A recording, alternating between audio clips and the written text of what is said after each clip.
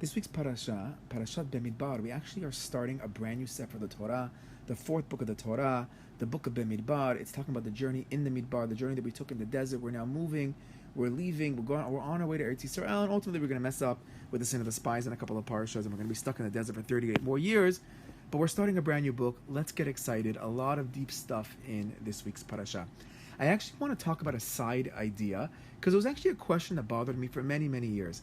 I remember, and we're actually going to try to get a little deep today. We're going to try to do a couple of Zohars, get into the Kabbalistic world a little bit. So I remember when I was in high school, I came on a trip to Eretz Yisrael, and it was the first time I had ever gone to the city of Tzfat. And I thought it was a beautiful city with all the shuls and the artists, and it was like a really beautiful, beautiful place. The city of Tzfat. Till today, I just love going there and the whole shopping area, and then the Kiddushan and spending Shabbat there. Very holy, holy city, Tzfat, a very Kabbalistic city of Tzfat. And I remember when I was there the first time, so the first thing that you notice is the Techelet. You see the blue, the turquoise blue. You see this blue all over the city. And I remember asking the tour guide when we were there, why is there blue everywhere? Like, what kind of city is this? Why does everybody feel the need to paint the city blue? Their windowsills, their doorways. Why is there blue everywhere? And I remember he answered, he says, oh, the blue is Keneged Ayin Hara. If you have the Tekhelet, you're not going to, it wards away, it gets rid of the Ayin Hara, there's no more evil eye against you. And I'm like, really? Like, how does that work? Like, what's that all about? And he didn't really give an answer. He's like, no, that's just how it works. And you know what?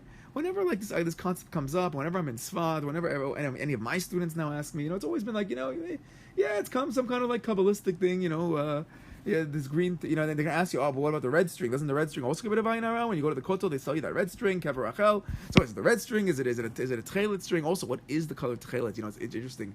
Today we think of Tekhelet as this like lighter blue, this greener blue maybe. But if you actually look at the writings in the Rishonim, there's a big machloket of how blue. Is it a dark blue? Is it a blue closer to the sunset, to the twilight? So what is this actual blue? It's not so clear. But apparently in Sfat, and really you see this in the writings of the Mekubalim, this turquoise, this lighter blue that we're used to seeing, becomes the color of Tekhelet to ward off the evil eye. So where does that come from? So it happens to be, a couple of weeks ago, I started reading an academic article that starts bringing up all the sources in the Kabbalah for Tekhelet going against the Ayin Hara. I said, oh, this is very, very exciting. Let's look into this a little bit. There's actually an article by it's an Israeli professor named Gadi Sagiv. He gives a whole article all about the color Tekhelet. It's a very fascinating article. But in there, he brings up this whole idea of the Ayin Hara, and he quotes that it's this week's parasha that's the source for the Tekhelet being the way to ward off the evil eye, the Ayin Hara. So if we go to the end of this week's parasha, Perek Dalid, it starts speaking about the different jobs of the Levi'im. And each Levi had a different role in the Mishkan, what their work was, and especially now that we're going to be traveling in the desert. So as we travel in the desert, we're going to have to take apart the Mishkan, and the different parts have to be carried by the different families of Levi. And in Perek Daled, it tells us the job of the family of Bnei Kehat, and they're going to have the holiest job because they're going to be the ones to actually carry the Holy of Holies, carry the Aron, to carry the Ark, and they're going to carry the holiest items. Now, there's an Isur. You're not allowed to look at the holy stuff while you're traveling. And the Shem at the very end of the parasha is going to warn, make sure the Bnei Kehat understand they can't look at it. They look at the holy, they could die. This is very serious. This is holy stuff. I'm putting them in charge of the holiest items in the Beit HaMikdash and the Mishkan. And so what are they going to do? So they're going to take the Aron, once they start taking everything apart, so it's going to be their job to deal with the Ark. Now the Ark is the holiest part of the Mishkan, it's where the Luchot are, it's where the Keruvim are on top. So what are they going to do? So it says the Pasuk that Uva Aron uvanav binso ha'machaneh v'oridu et parochet hamasach. They're going to take down the parochet, which is like the curtain that separates in the holy from the holy of holies. V'chisu ba'at Aron, and that's going to be the first Aron ha'edut, and that's going to be the first covering to cover the Aron. V'natnu alav kisui or tahash, and on top of that, they're going to take some tachash skins, and they're going to cover that with the tachash. Ufaresu beged kelil Tekhelet milmala v'samu badav, and they're going to take a beged kelil Tekhelet, a complete, entirely turquoise wool, complete Tekhelet beged cloth, and that Tekhelet cloth is going to cover up the Aron. And with that, they're going to then carry the Aron when they're moving, and that's going to protect it, and no one's going to look at it, and everything is going to be good. And that's our parasha. And it's actually interesting because all the different kelim are going to be covered with different kinds of skins, and most of the time, when they're going to cover the different kelim with Tekhelet. There's different kinds of Tekhelet. This is a pure Tekhelet, a Kalil Tekhelet, but they're going to have other kinds of Tekhelet. They're going to cover things, and most of the time, the Tekhelet is going to be underneath. But this one, the Tekhelet is on top. So the Aron, the holiest item in the Mishkan, is going to be carried and it's covered and it can be protected by this Kalil, this Beged Kalil Tekhelet, this special Tekhelet cloth. Okay, now let's get a little deep. So it says in the Zohar HaKadosh, this is the Zohar in Parashat Shelach. So over there, the Zohar is talking about some deep ideas and the different midot of HaKadosh Baruch Hu, which we're not going to get into, but it's talking about holiness and Kedusha, and protecting the holy Kedusha, and how the Techelet is going to help protect the Kedusha. So it says over there, the Zohar, so it's talking about some kind of deep idea over there, and then it comes up and it says, and similarly to what we're discussing, we find with the Mishkan. Because the Mishkan was covered with, and it quotes our pasuk, it was covered with uparsu beged kalil techelet. It's covered with this pure techelet garment, and it says over there why? Because beneath it are really deep, good, important, holy kabbalistic ideas. And he says, but then there's an evil eye.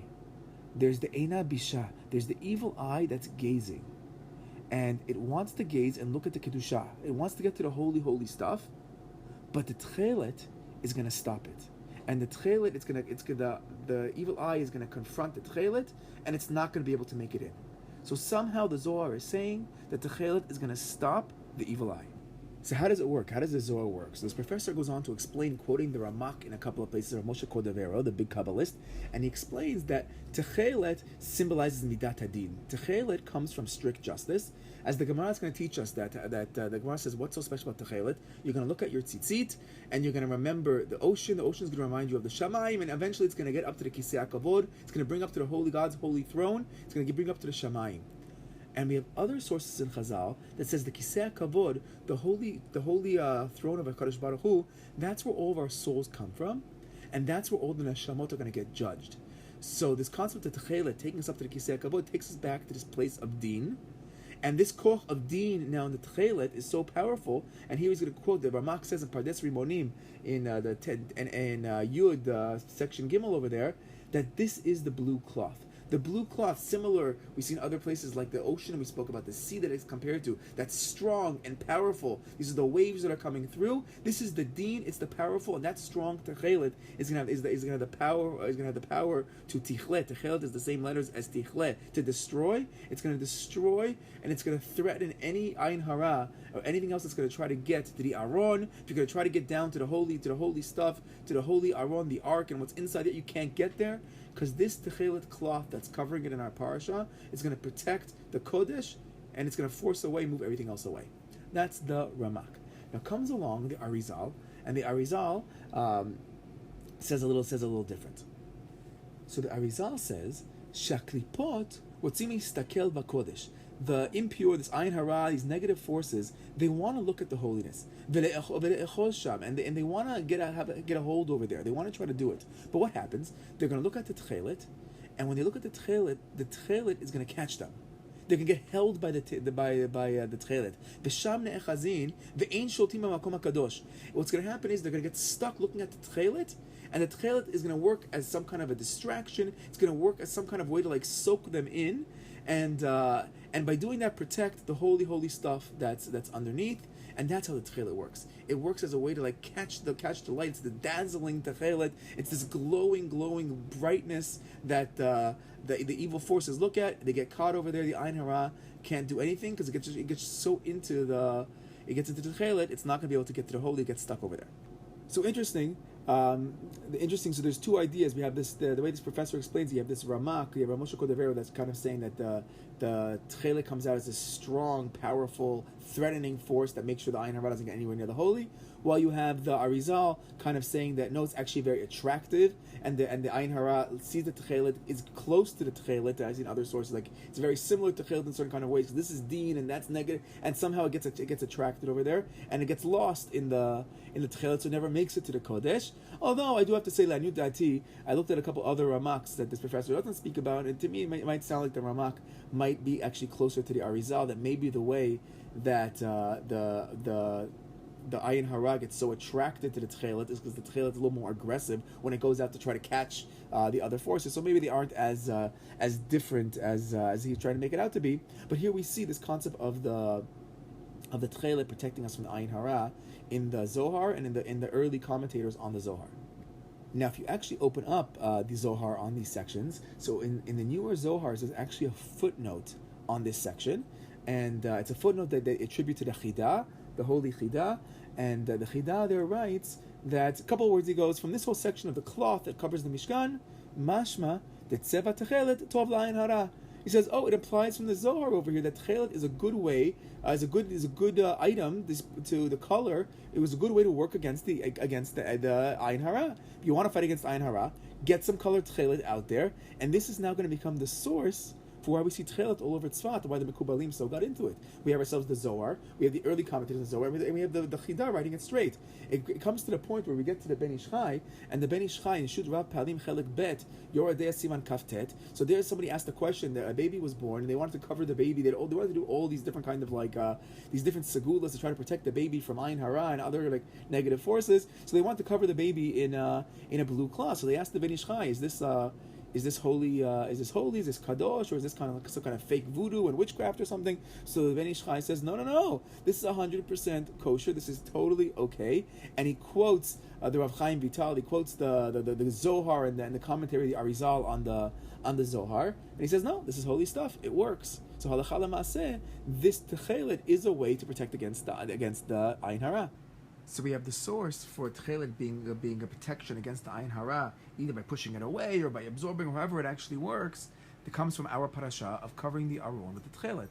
But we all know that the more classic Techelet, when we think of Techelet, even though Techelet is all over the Beit HaMikdash, it's all over the Mishkan, it's all over the clothing of the Kohanim, but when we think of Techelet, what comes to mind a lot more often is the Techelet on our tzitzit. So as I was looking around, I was looking at those Ramaks, those Ramosha Cordovero, so he actually says something that I thought was unbelievable. It was kind of awesome. It puts everything into perspective a little nicer. Where does the whole mitzvah of Techelet on tzitzit come from? What is it all about?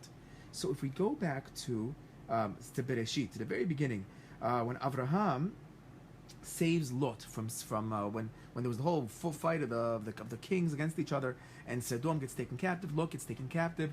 Avraham goes out there, fights this war, wins the war, saves Lot, saves the whole kingdom of Sodom.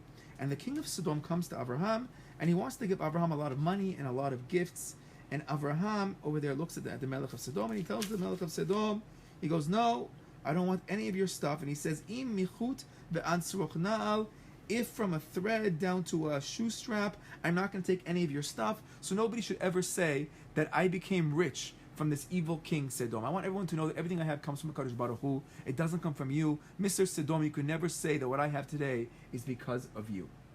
So the Gemara in Sotah brings down that bischut, that Avraham said those words, that I won't even take from a string to a shoe strap. So the string, we got the zechut of the string, the chut of Techelet, the string of the Techelet. And from the strap, we have the strap of the tefillin. So the mitzvah of tefillin and tzitzit, the Techelet of the tzitzit, that comes from Avraham. So says the Ramak, says Rav Moshe Cordovero, what does it have to do with anything? How does the tzitzit and the Techelet, what does it have to do with this whole story that took place? So he says Avraham knew how to separate the tum'ah from the kedusha, how to make a havdalah from tum'ah and kedusha. Sodom was tum'ah. He was impure. He wasn't correct. He wasn't proper. So Avraham knew how to say, no, I don't want that. I'm separating from that. That's the Techelet. Because the koach of the Techelet is to separate from the tum'ah. I only want kodesh. I don't want tum'ah. That's the Techelet. Hashem says, I'm going to give you a string. You're going to put it on your tzitzit, and that's going to protect you. And you're going to look at you. You're going to look at it. We're going to look at it, and we're going to remember how to make that separation, and that's going to be our protection against all the tum'ah, against all the ayin hara. And then I saw a similar idea in the Shem Mishmuel, in the Sokot Rebbe. He says a similar idea. He says that Avraham Avinu was known for his love of HaKadosh Baruch Hu. He had such ahavat Hashem. He loved Hashem. And he brings down over here that from the Zohar HaKadosh, he learns that the white of the tzitzit symbolizes ahava, symbolizes love of HaKadosh Baruch Hu.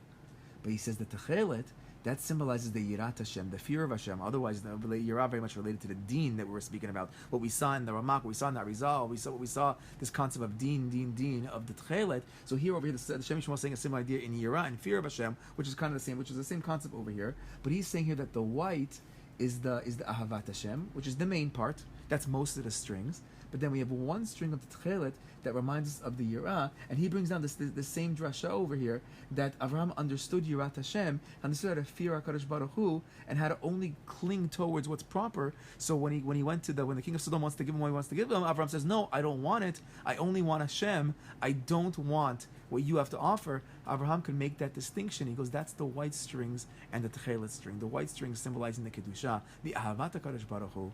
While the Tekhelet string, we have one over there to remind ourselves when to make that hafrada, and both of those we get B'schut Avraham Avinu.